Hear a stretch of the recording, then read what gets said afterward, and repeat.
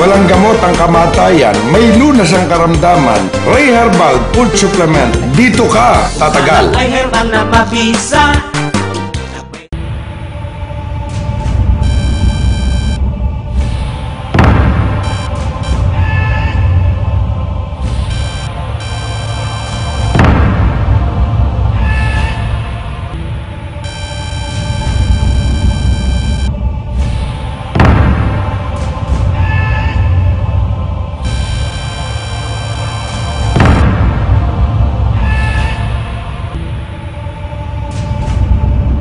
At ito po yung anak ko, si Princess Dina Barba.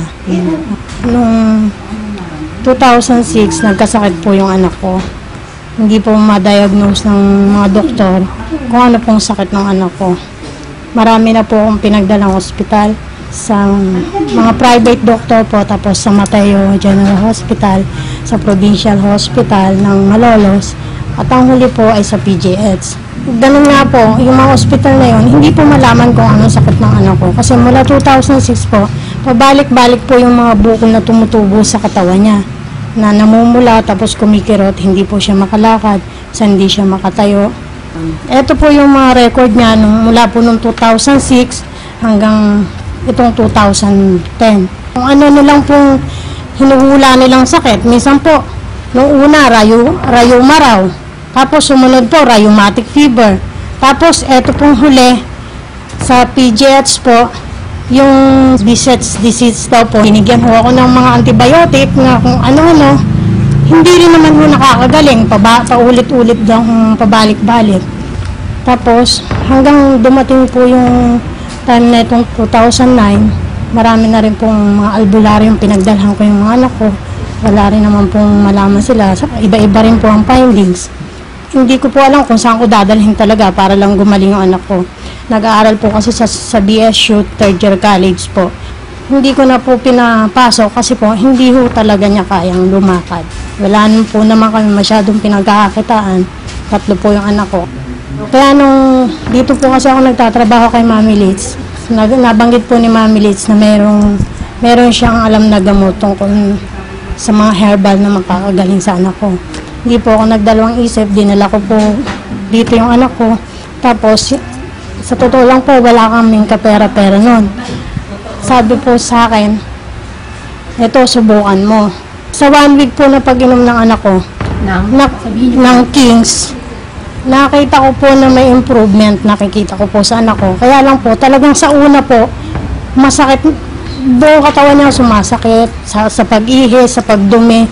At saka minsan po, nahihilo siya. Talagang umiiyak po siya sa akin hanggang hindi kami makatulog gabi-gabi. Dati po, talagang parang feeling ko po nangihina ako. Tapos, yung utak ko parang litong-lito. Tapos, kung ano nga po yung tumutubo, yan. Yung mga bakas po yan po yung tumutubo na simula po parang tagyawa. Tapos, lalawak siya. Pulang-pula po. Tapos, kung saan po siya tumubo, dun po sasakit. Tapos kapag sa paa naman po, hindi po talaga ako makalakad. Kapag gusto kong tumayo, hindi ko po magawa. Gagawin ko po, gagapang po. Dati po kasi dami ko na po ininom na antibiotic, mga gamot. Tapos may mga injection pa po nung nasa ospital ako. Wala, lalo po ako nanghihina. Kaya nung inirekomenda po sa amin yung Kings, talaga pong hindi na ako na kahit anong lasa niyan, iinumin ko, basta gumaling lang ako. Binababad ko po muna sa dila kahit ilang segundo lang, ilang minuto. Tapos po, sabay lulunukin po. Nung pagkainom ko po nun sumasakit yung mga ugat ko para pong yung ini-injection na gamot. Yun po, parang ginigising yung mga ugat ko po. Tapos sa pag-ihi ko, ang hirap-hirap. Sabi ko po, parang hihinga pa ako ng malalim bago ko ilabas yung ihi ko. Tapos, yun nga po, yung minsan masasakit yung gando. Minsan di ako makahinga. Kumbaga, parang nililinis po. Nung una po, natakot ako. Tapos, gusto ko nga po, itigil na eh. Kahit po masakit po, tinuloy ko pa rin po kasi gusto ko po talagang gumaling. Tsaka, 4 na taon ko na po itong nararamdaman. Bali, mawawala po siya, tapos babalik, babalik. Siyempre po, nagpapasalamat po ako kay God. Kasi kung di dumating yung Kings, siguro kung hindi niya ginawang halimbawa yan para sa akin, hindi ako gagaling. Tsaka po, Kaya nga po, minto na ako ng pag-aaral ko kasi parang naisip ko rin po na naging pabigat din ako sa mga kaklase ko kasi pag yung ano po kasi, yung building po kasi namin hanggang 5th floor po. Bali, inaakay nila ako.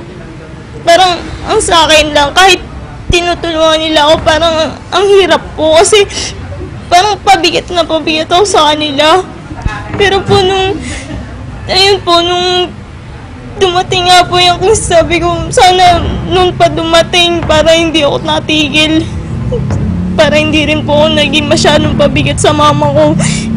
Alam niyo po, noon po inisip ko, sana kunin na ako kasi parang wala po akong silbi, inutil, ganun. Lahat po naisip ko na. Pero po nung, yun nga, binigyan pa pala ako ng pag-asa ni God na gumaling. Kaya salamat po kay God, pati rin din po sa Kings. Siyempre po, masayang masaya ako. Isa pa, sabi ko nga po, kahit ako ganito lang ang trabaho ko, nakikita ko nung maayos yung anak ko, walang nararamdaman, okay naman po. Naging maligaya po ako nung nawala na yung sakit na dinadala ng anak ko.